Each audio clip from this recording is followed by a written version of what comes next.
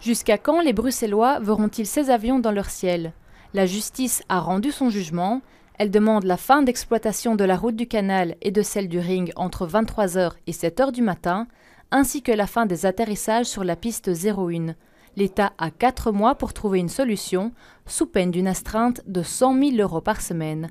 La région estime avoir gagné. Je pense que nos arguments étaient forts. Quels sont-ils? À la question de la qualité de vie à Bruxelles, du droit à un environnement sain, du droit à la santé des Bruxellois. J'ai toujours dit depuis 3 ans que j'en ferai mon combat, ce combat d'une meilleure qualité de vie à Bruxelles pour tous les Bruxellois. À l'instar de la région bruxelloise, certaines associations se réjouissent du jugement.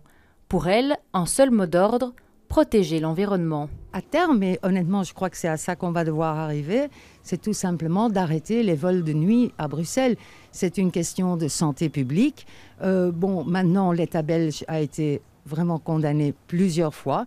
Sur la piste 01, par exemple, il faut savoir que la nuit, 90%, je dis bien 90% des avions sont en infraction. Du côté du fédéral, on tempère déjà. La décision est longue d'une centaine de pages et nuancée.